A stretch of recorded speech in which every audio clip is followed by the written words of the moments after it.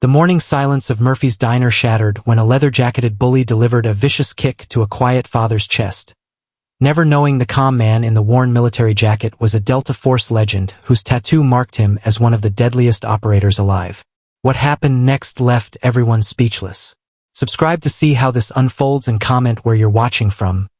I will love to say hello to you just to know how far our story is going. Now let's dive in.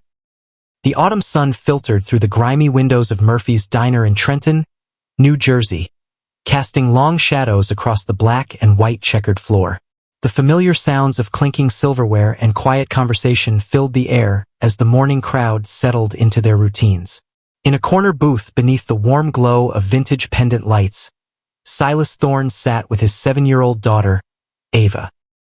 Silas wore his signature olive drab field jacket, the fabric worn soft from years of use, with Thorne stitched in black letters above the chest pocket. Most people saw him as just another office worker grabbing breakfast before another day analyzing financial risks downtown. His buzz-cut hair and steady demeanor suggested discipline, but nothing more threatening than a man who kept his life organized. As he reached across the table to cut Ava's pancakes, his jacket sleeve pulled back slightly, revealing the edge of a black triangular tattoo with a distinctive exclamation point. The mark meant nothing to civilians, but to those who knew, it identified one of the most elite warriors the military had ever produced. "Daddy, can we go to the park after breakfast?" Ava asked, her eyes bright with excitement as she swung her legs beneath the red vinyl booth. "Of course, sweetheart," Silas replied softly, his voice carrying the gentle patience of a man who treasured these quiet moments. After losing his wife 2 years ago, every breakfast, every laugh, every normal morning felt like a precious gift he'd fought wars to protect. The diner's atmosphere shifted when the front door exploded open with enough force to rattle the glass. Cormac Vane strutted in like he owned the place. A tall, broad-shouldered man in his late 20s with a dark beard and an expensive brown leather jacket that couldn't quite hide his aggressive swagger. His black shirt stretched tight across his chest as he surveyed the room with predatory eyes. The waitresses immediately tensed. Regular customers looked down at their plates. Everyone knew Cormac's reputation as the kind of man who turned peaceful mornings into nightmares just because he could. Cormac's gaze swept across the diner before landing on Silas's table. Something about the veteran's calm composure, the way he sat perfectly still, the disciplined set of his shoulders, irritated him instantly. But it was the glimpse of that mysterious tattoo that truly caught his attention. Well, Cormac sneered, approaching their booth with deliberate menace. "Look what we have here. Playing soldier, are we?" The insult hung in the air like smoke. Silas's hand stilled on his coffee cup, but he didn't respond. Instead, he took a measured sip, his movements controlled and deliberate. The jacket wasn't a costume, it was standard issue gear that had seen real combat, carried real scars, protected a real warrior through conflicts most people only read about in history books. But Cormac wouldn't understand the difference between authentic service and the kind of military surplus fashion that teenagers bought at surplus stores. "That's a cute little patch there," Cormac continued, his voice rising to ensure the entire diner could hear. He'd caught sight of the tattoo when Silas reached for his daughter's napkin. "Where'd you get that ink? Some strip mall parlor? Trying to impress the ladies with your tough guy act?" The mockery in his tone was unmistakable. Several other customers shifted uncomfortably in their seats, recognizing the signs of an escalating confrontation but uncertain how to intervene. Martha hovering near the kitchen pass, coffee pot forgotten in her hands, her face tight with concern. Ava's small voice broke the tension. "Daddy, is that man angry?" Silas's jaw tightened almost imperceptibly. His daughter shouldn't have to witness this. She shouldn't have to learn that some adults chose cruelty over kindness, violence over respect. But he kept his voice gentle when he answered. "Some people have bad days, sweetheart. It's not your fault." This simple, caring response seemed to infuriate Cormac even more. The quiet dignity, the refusal to engage, the way this supposed wannabe soldier prioritized comforting his child over defending his own honor, it all felt like disrespect to a man whose entire identity was built on intimidation. I'm talking to you, old man, Cormac snarled, taking another step closer to their booth. Close enough now that his shadow fell across their table, close enough that Ava instinctively pressed against her father's side. You deaf or just stupid? I asked you a question about that pathetic little tattoo.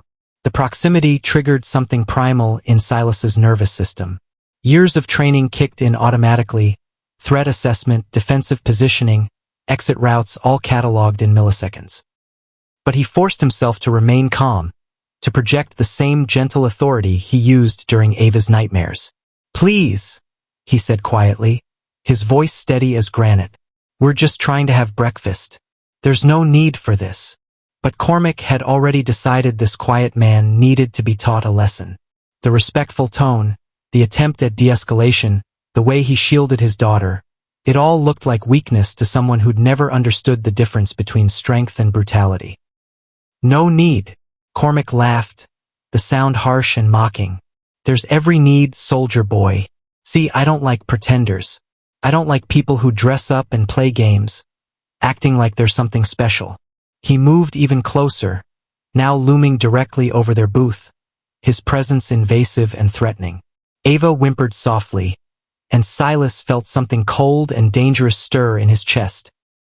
The same protective fury that had driven him through impossible missions, the same lethal focus that had kept him alive when other men died.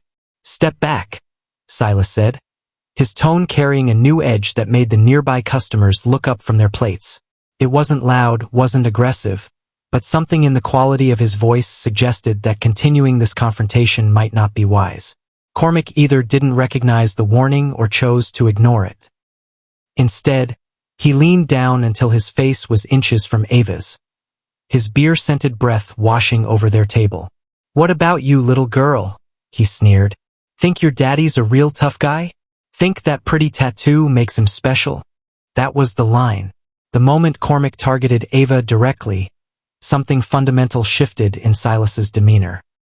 His stillness became absolute, his breathing controlled, his eyes taking on the kind of cold calculation that had once made enemy combatants surrender rather than face what came next. Last warning, Silas said softly. Move away from my daughter. But Cormac was drunk on his own power, intoxicated by the fear he saw in the other customers' faces, convinced that this quiet father would never do anything more than issue empty threats. He'd miscalculated badly. Instead of backing down, he straightened up and drew back his leg, launching a vicious kick aimed directly at Silas's chest. A blow intended to send the pretend soldier crashing to the floor in front of his terrified child. A humiliation designed to prove once and for all who held the real power in this room. The kick flew through the air with brutal intent. Cormac's boot aimed to connect with devastating force. But something extraordinary happened next. Something that would haunt the witnesses' dreams and transform a quiet Saturday morning into local legend. Silas's hand moved with inhuman speed. The kick connected with a sickening thud that echoed through Murphy's diner like a gunshot. Cormac's boot slammed into Silas's chest with enough force to knock a normal man backwards, sending coffee splashing across the table and causing Ava to cry out in terror. The entire diner gasped collectively, silverware clattering to plates as customers froze in shock at the sudden explosion of violence. For a heartbeat, the world held its breath. Cormac stood triumphant, his legs still extended, a vicious grin spreading across his face as he waited for his victim to crumple to the floor. This was the moment he lived for, the instant when his superiority was proven, when another person's dignity was crushed under his boot. But Silas didn't fall. He absorbed the impact like a mountain accepts rain, his body barely shifting despite the tremendous force. His hand moved to steady Ava, who was trembling against his side, while his eyes remained fixed on some point beyond Cormac's shoulder. The calm hadn't broken. If anything, it had deepened into something far more dangerous. Daddy, Ava whispered, her voice small and frightened. That single word, spoken with such trust, such faith that her father would protect her, triggered something profound in Silas Thorne. The careful walls he'd built around his past began to crumble, revealing the warrior underneath. Slowly, deliberately, Silas rose from his seat. The movement was fluid, controlled, carrying the kind of predatory grace that spoke of countless hours of training in disciplines most people couldn't pronounce. His 6-foot frame unfolded with measured precision, each muscle moving with purpose, until he stood facing Cormac at his full height. The temperature in the room seemed to drop 10 degrees. Gone was the gentle father, the quiet office worker, the man who cut his daughter's pancakes into perfect triangles. In his place stood something that made every person in that diner instinctively step back. A figure whose very presence radiated controlled violence, whose eyes held the cold intensity of someone who had walked through war zones and emerged victorious. Cormac's grin faltered. For the first time, he noticed the way Silas carried himself, the perfect balance, the way his hands hung loose but ready at his sides. This wasn't the posture of a weekend warrior or a wannabe soldier. This was the stance of someone who had killed professionally, repeatedly, and without hesitation when the mission demanded it. "You have exactly 5 seconds, Silas said, his voice carrying the quiet authority of a man accustomed to being obeyed without question. "To apologize to my daughter and walk away." The words hung in the air like a death sentence. Martha dropped the coffee pot, the ceramic shattering against the checkered floor. Old Pete's newspaper crumpled in his white-knuckled grip. Even the kitchen staff had stopped working, sensing that something momentous was about to unfold. But Cormac's pride wouldn't let him back down. Not in front of all these witnesses. Not after he'd already committed to this course of action. Instead of retreating, he doubled down on his aggression, mistaking Silas's stillness for weakness. 5 seconds? He laughed harshly. Or what, soldier boy? You gonna cry? Gonna call for backup? He launched another kick, this one aimed higher, intended to catch Silas in the throat and end this confrontation permanently. It was a move born of desperation and fury, telegraphed so clearly that any trained fighter would have seen it coming from a mile away. Silas moved like lightning. His left hand intercepted Cormac's ankle mid-flight with surgical precision, fingers locking around the joint with enough pressure to immediately signal dominance. His right hand simultaneously struck a nerve cluster just below Cormac's knee. A technique taught only in the most elite military programs, designed to cause instant, overwhelming pain without permanent damage. Cormac's scream cut through the morning air as his leg went completely numb. He tried to pull away, tried to regain his balance, but Silas controlled the engagement now with the kind of technical mastery that came from years of training with the world's deadliest operators. In one fluid motion, Silas twisted Cormac's captured leg and guided him toward the floor. There was no wasted energy, no unnecessary violence, just the clinical application of force that neutralized the threat while minimizing collateral damage. Cormac hit the checkered tiles hard, his leather jacket scraping against the floor as Silas maintained control of his leg, keeping him pinned with minimal effort. "Please," Cormac gasped, all his earlier bravado evaporating as he found himself completely helpless. "Please, I'm sorry, I didn't mean." "You scared my daughter," Silas said quietly, applying just enough pressure to remind Cormac who held all the power now. "You came into a place of peace and brought violence. You targeted a child to feed your own ego." The entire diner watched in stunned silence as this soft-spoken father demonstrated exactly what real strength looked like. There was no rage, no loss of control, just the methodical application of skills that had been forged in conflicts most people couldn't imagine. The front door chimed again, and Sheriff Tom Castellanos stepped inside, drawn by reports of a disturbance. He took one look at the scene, Cormac writhing on the floor, Silas standing over him with perfect composure, the terrified faces of the other customers, and his hand instinctively moved toward his service weapon. Then his eyes found Silas's face, and his entire demeanor changed. "Jesus Christ," he breathed, recognition dawning. "Ghost 6. The military call sign hung in the air like an incantation. Silas's eyes flicked toward the sheriff, taking in the man's bearing, the way he carried himself. Former military, probably Army, possibly Rangers based on his tactical awareness and the respect in his voice. "Sheriff," Silas acknowledged with a slight nod, maintaining his hold on Cormac but signaling no threat to law enforcement. "Sir, I served under Colonel Martinez in Afghanistan." He used to tell stories. Sheriff Castellanos shook his head in amazement. We all thought they were legends. Ghost team operations that never officially happened. He looked down at Cormac, who was still whimpering on the floor, then back at Silas with something approaching awe. What happened here? This man assaulted me in front of my daughter, Silas said simply.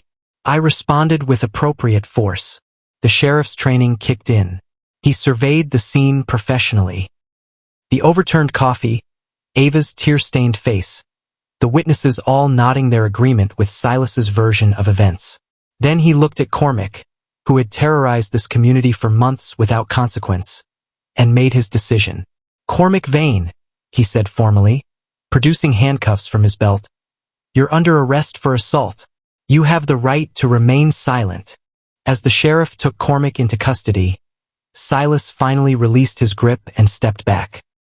The legendary operator began to fade, replaced gradually by the gentle father who had started this morning wanting nothing more than pancakes and dragon stories. Daddy! Ava's small voice called out, uncertain and scared. Silas immediately knelt beside their booth, his movements soft and reassuring. I'm here, sweetheart. Everything's okay now. She threw her arms around his neck, and he held her close, feeling her heartbeat gradually slow against his chest. This was what mattered. Not the recognition in the sheriff's eyes, not the whispered conversations already starting among the other customers, but this moment of comfort between father and daughter. Was that man really bad? She whispered against his ear. Some people make bad choices, Silas said carefully, but good people don't let bad choices hurt the people they love. He stood slowly, lifting Ava with him and reached for his wallet. Martha approached hesitantly, still shaken by what she'd witnessed. Sir, your breakfast is on the house, she stammered. After what you just did for all of us. Thank you, Silas replied quietly, but I always pay my debts.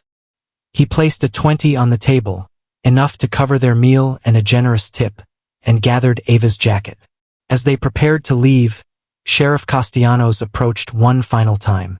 Sir, if you ever need anything, he said, extending his business card.